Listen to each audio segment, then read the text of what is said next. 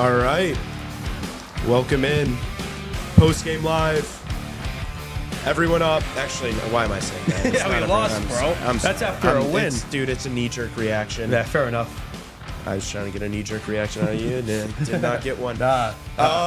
Hawks lose 3-4. 4-3. I don't know why I said 3-4. 4-3 to the Minnesota Wild in Minnesota a couple days before Christmas. It was a good game. Honestly, that was like, in my opinion, Justin, I don't know how you feel about it, but I feel like that was thank you. I feel like that was a perfect tank loss. You played a great team very closely. I was worried there. I'm not going to lie. I was worried in the first. We talked about it on our live stream a little bit. I was worried that was going to be a blowout, but it wasn't. We hung in there. We had the lead twice. What do you think? But a good tank loss? Is that loser mentality? How do you feel about that? Well, I know Tassos will feel that way, but for me, actually, no, I'm totally agree with you. I mean, 4-3. I mean, we're scoring goals again, right? This team's fun to watch. That was a fun hockey game. It was a very ping-pong style affair, right? Very back and forth. We did lead or was tied for most of this game, so, it sucks, obviously, to kind of lose it early, late like that, right? And, happy to come away with this one. Definitely made it close there at the end, right? Dickinson, getting it close. Definitely empty net goal, man. Jeez, like we could have been going overtime, but yeah. No, Betsy goal. What a beauty. We got to glaze the hell out of that goal. That was a beautiful goal by Bedard to start this game off. I mean, I think that was a deliberate move. I know some people would say he got lucky there, but I really think that was planned. The old Kucherov fake, deke there. It was very nice from him. Very nice to see. Just good to see Bedard scoring goals again, right? He just seems so much more confident under Sorensen. I believe that's 30 points, 35 games for him now. So he's been cooking. He's been playing a lot better lately. So, hey, if Bedard's getting a point or a goal, that's a great tank loss. That's not just him. Frank Nazar, Frank the Tank, finally getting his first point. He was due. He's been playing so well. I think he deserved to get rewarded for his play, and he finally did today. So good to see him get a point. Reichel, too. He had a bit of a drought going, so good to see him get an assist on Dickinson's goal. Pretty much all the guys, like for the most part, at least in the offense, and the offensive side of it that you want to see produce did. So, I mean, when they all figure in those three goals, Reichel, Nazar, Bedard, and you're losing by one goal, it's like, a big deal, honestly. I mean, that's a good tank loss. Hawks are still in last place, so, I mean, some see that as a bad thing, but for me, it's like, hey, another high draft pick in the horizon. I know it's December, but, Hawks are playing a lot better to sorts, and I think that still sticks. 4-5 is a better team, much different team than we saw under Richardson. And I think just the main negative for me is just like these shifts after goals, man. Keeping momentum was a problem with this team, right? Yeah. You called that. I think it was the second goal that came right after our second goal. Yeah. You were literally like mid-sentence saying how we respond poorly after scoring a lot, and then they fucking scored. Yeah, I saw that coming from a mile away. This team has an issue with that. They had a problem with that last time they played the Wild, too. That was another game they could have won. But Hawks haven't won in Minnesota since 2019. 8 consecutive losses there. I recall back in our day, we used to own them in the Wild.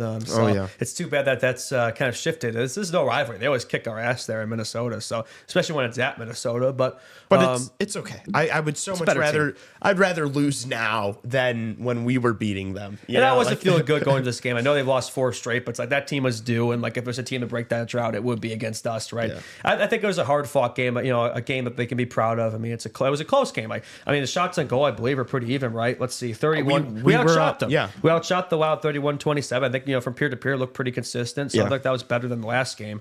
A lot of positive take away from that front as well. Nice challenge, by the way, from Sorensen too. The Wild actually scored the first goal, courtesy of Brock Faber. That got called off. Sorensen had a nice challenge there. Goal interference, pretty clear to me. Of course, Brock Faber got that back. I was clowning him on the live stream, and he got that back. So I should have kept my mouth shut.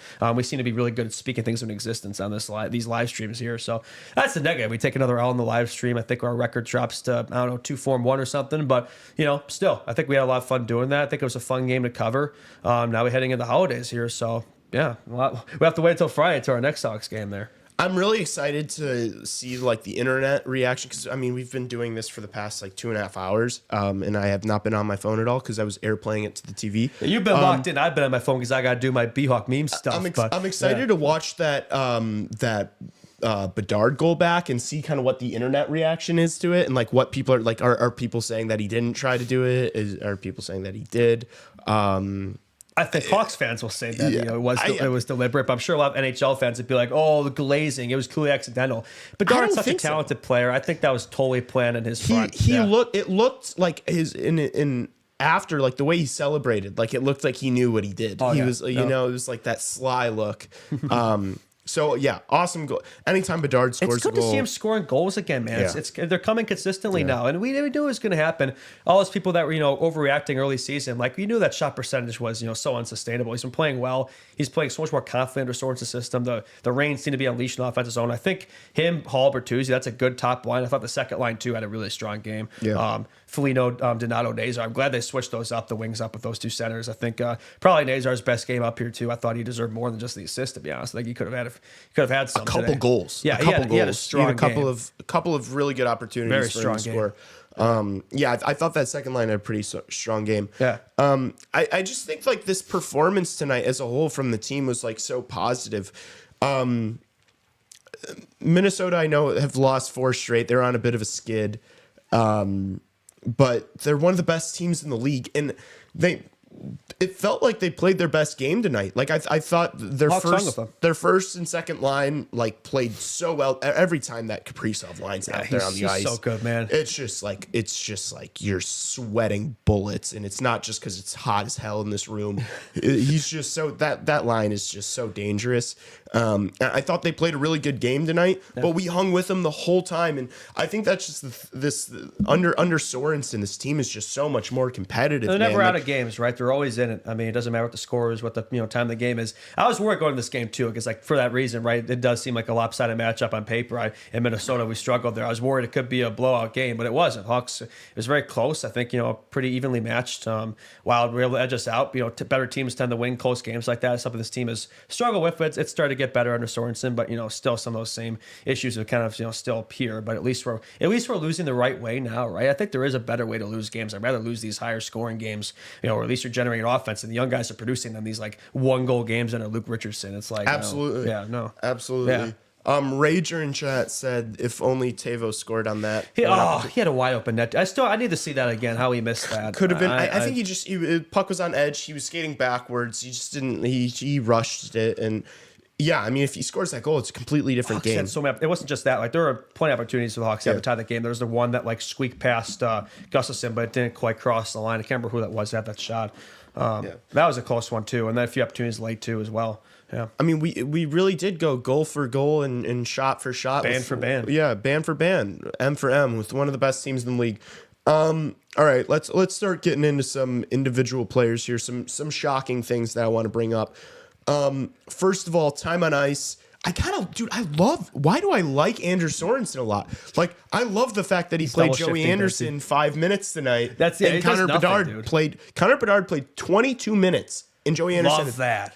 Love that. Bedard should be playing 20 minutes for the team. He is this team, right? Yeah. And when he's feeling confident, he's in the groove. Like, he should be getting as much ice time as humanly possible. So that was fantastic, right, to see him out there. And plus, double shifting and get some more looks. Get to see him with Reichel a lot too, which I think good to see more of that as well, and Nazar as well. So let's see more of that moving forward. I like that, man. Yeah, I completely agree. Yeah. Double shifting him whenever you can, playing him in as many positions as possible. I mean, he's your best player, and he's the future of the team. Play him as much as possible. Who else do I want to get into? I want to talk about time on ice for a little bit. Sure. Yeah. I felt like some of the roster played like a ton of minutes, and then like Maroon only had 8 minutes. Reichel played 11, which I think we'd like to see more of. Yeah, no, for sure. Korch only had 15. What did Jones have tonight? Well, he had a ton of minutes. Didn't he play like 27 minutes? Yeah, he only played 21. He almost played 22 minutes tonight. Not much for Seth. But something I want to point out, I know all live stream I was saying that Seth Jones is overhated. Seth Jones was a -3 tonight. He did not have a good game. He's probably even worse game than his first game back. First 2 games under Sorensen and back from injury, and not looking like the Seth Jones we saw early in the season. So maybe we chucked it off the rust. It'll take time. He's going to have a little holiday break here too, so maybe that'll get him back in his rhythm. We'll have the Winter Classic, but yeah, not a great first couple games back for him for sure. I also think this team is starting to find success under Sorensen. When Seth was out, and you kind of have the same pairings and the same lines every time. So to like bring in a couple of players into the lineup, and bring in Seth, and it just kind of messes with the whole feng shui of the defense. So I think that maybe is playing a negative effect on it. But I think once they get going, once they start playing together more, I do think that Seth Jones, like on paper, Seth Jones and Nolan Allen are a good combination together. You think it would work because Seth is very offensive oriented, Nolan Allen very defensive, so it's like you think they would complement each other. I think they will. I think Seth he's going to work well in this new system. It's going to take time to adjust to because he's been under Luke for so long. It'll take time, but first couple games back, I'll give him the benefit of the doubt. But I think he'll start to look better here. Yeah. I want to give you another pretty fun stat that I know you're going to like. We lost 4-3. Alex Vlasic was +2. Of course he was. I mean, he's the guy back there. I mean, another strong game from him. I thought so good. I mean, we love glazing Alex Vlasic on the show, and I think he's overtaken Seth. I mean, maybe it's just because he's been out the last few weeks, but I think he's overtaken Seth as the best defenseman on this team. I mean, there's an argument there. I think that he has. I mean, I give first power play unit, first PK, I keep him there, and let Seth take that back from the way he's been playing, which we didn't get to see a Hawks power play today. We didn't get to see that tonight, did we? No, we didn't. So maybe if we get a power play in there, it's a different game. Always if. But I think Minnesota, they only had one power play too. So I mean, the refs are definitely keeping the whistles in the pockets tonight. Yeah, which was weird. Yeah, it's weird that there was only one power play of the whole game. You don't see that very often, like ever. Especially like I can't remember. Yeah, I can't remember the last game I watched that there was one penalty. Because the refs love calling as much penalties as they can normally so they can increase that scoring, which is what the NHL wants. But didn't see that today. No. They just wanted to get home early for the holidays, I mean, also, dude, like considering how strong our special teams have been this season, like the fact that doesn't benefit us. The fact that this game was so close. That's a good thing. It shows shows we're getting better at even strength, which about time. We were terrible at strength on Richardson. So I think in a way that's a positive side, right? I mean, Hawks really held in there against a strong team. Brock Faber just had to score a goal, man. Of course he did. He had to get that goal back. That pissed me off. But Kaprizov is going to get on the board. Maybe he's a future Blackhawk there. I don't know. I'm probably being delusional. 2026, maybe. Let's talk that first line. I think that they. I think that's our first line. Yeah. Taylor Hall, Tyler Bertuzzi. Don't touch it. Don't touch it. Don't mess with it. No. Let them play. Taylor Hall had a good game. Taylor Hall was also a +2. So much better lately. Taylor Hall was also a +2 with 2 assists tonight. Yeah. Looks strong on the puck, fast, plays with a purpose. I mean, they finally don't look lost. Like we've talked about on the show like endlessly how Tyler Bertuzzi sometimes just looks lost out there. They have not under Sorensen. He and Hall have played so much better. I think those are your arguably two hottest players. Mm-hmm. The two hottest players before that were Turbo and Mikheyev. Their point streaks, goal streaks that finally ended today, unfortunately. That's too bad. But yeah, I think Hall and Bertuzzi, that's a great, great flanks for Connor Bedard right now, I think, for sure. B-Hawks meme not calling Connor Bedard a hot player challenge impossible. Oh, he is. He's a hot player, and he's also a hot player, not just anyway. Yeah. I thought the second line also played That was a good game. I think the second period for them, I feel like was awesome. Yeah, that was a beautiful goal. Nick Foligno set up by Frank. I wish Nazar had that goal. I thought he did initially. But me too. Foligno got the rebound there, but I think they complement each other well, that trio there. So I like that. They were swapping around a little bit too. You could kind of swap around Foligno, Donato, Hall, Bertuzzi with Betsy Nazar. Yeah. We've mentioned it because they're different, but they're similar players. They got similar play styles. So you can it's just good to have two working top lines. It makes it so much easier, right, to produce that offense, right? Have that 1-2, center combo and Betsy Nazar. Now that Nazar's got that assist, I think he's gonna get cooking here now. Now he's got that first one. That's the hardest one to get, and I think he's been playing well. He's gonna get rewarded for it, and I think it's gonna be a dangerous combo there moving forward for sure. I just think Ryan Donato's been so good. Like I don't know where this guy came from. Yeah, where was this last? I mean, he was okay last season, but he's been a different player this year, man. I mean, so he was also a +2 tonight after losing a game.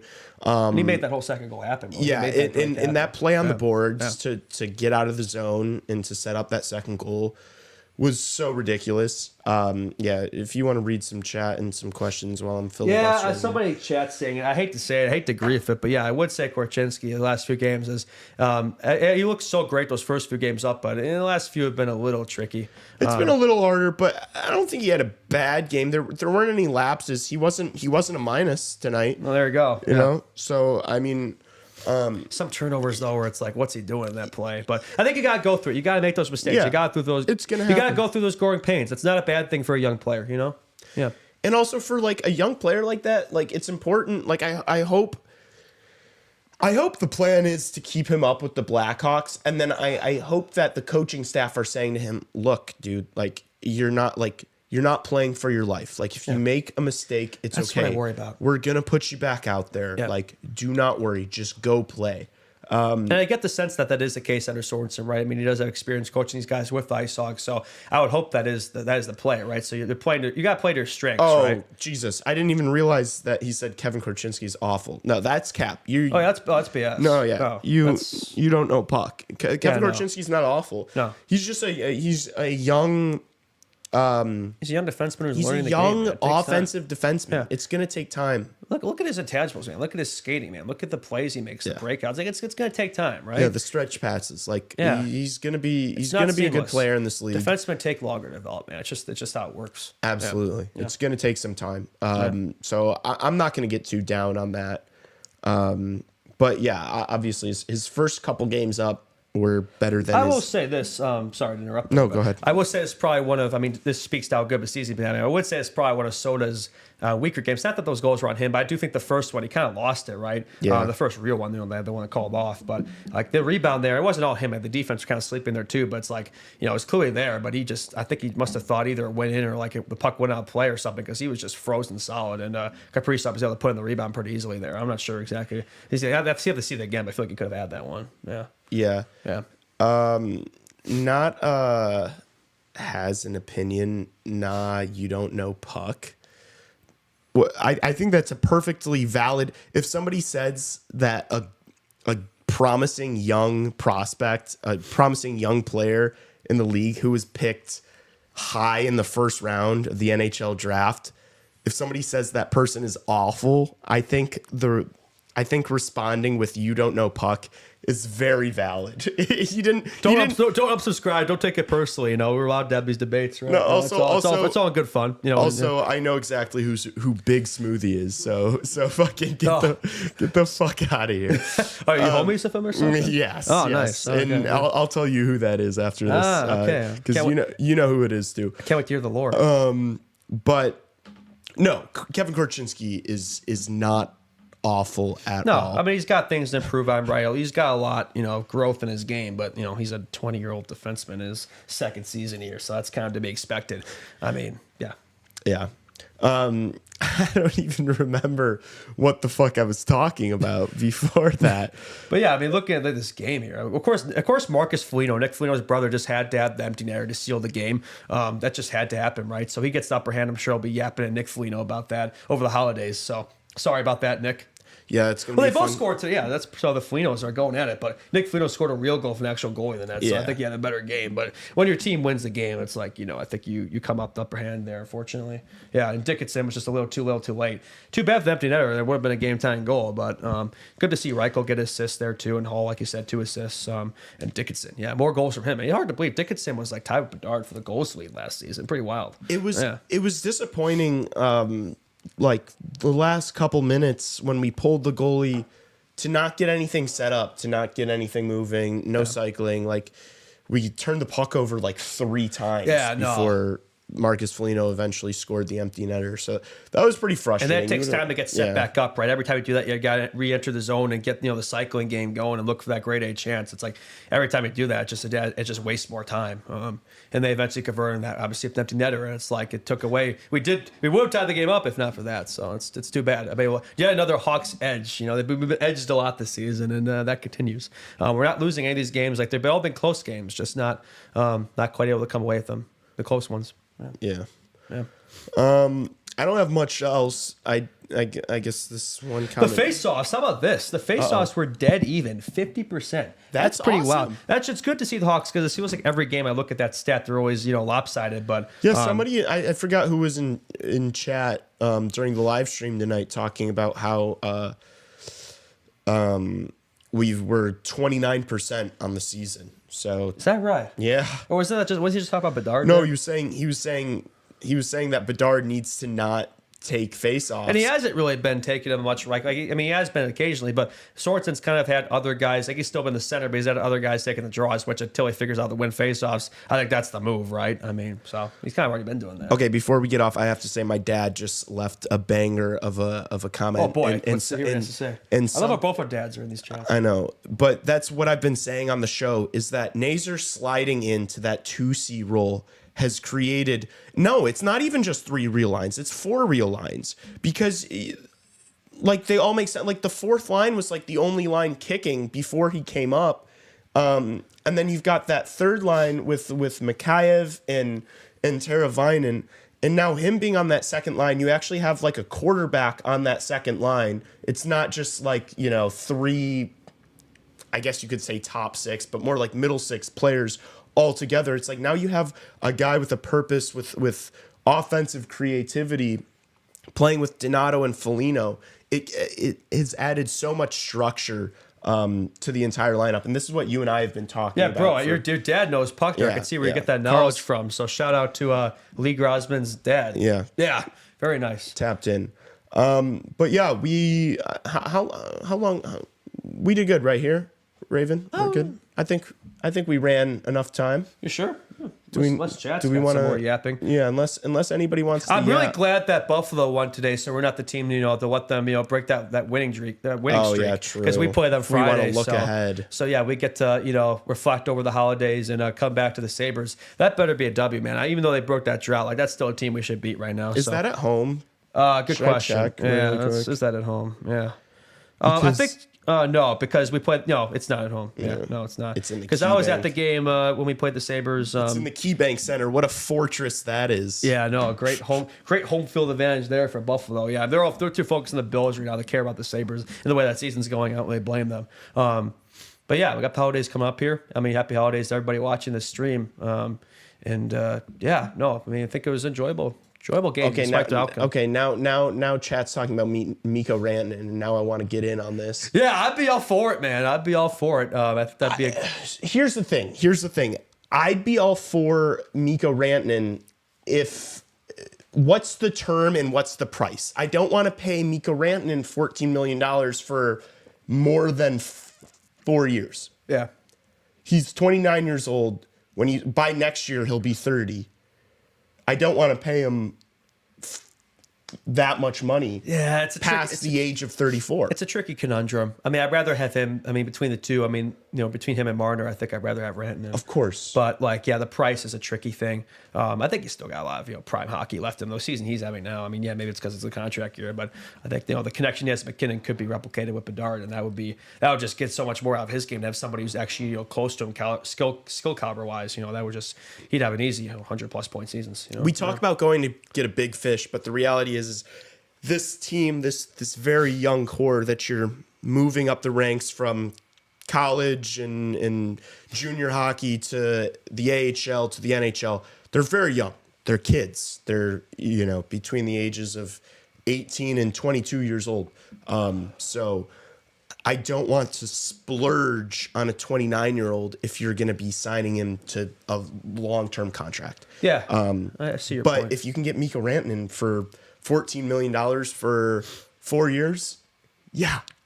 Yeah, because you got to take into account. I'll do it. You got to take into account, Bedard's upcoming contract that's not far away, and other young guns are going to need. They're going to be commanding those dollars. So it's something you got to keep into account. But I do think this team needs to make some sort of, in addition, obviously you're going to get another big player in this draft, but you got to make a addition in offseason too. Again, these are all topics for other times. Not really have much to do with this game, but I think otherwise, good night today. Despite the L, Pookie Point, that's a B-Hawk meme certified W. You already know it, right? That was a beautiful goal. I think that might be one of his most impressive.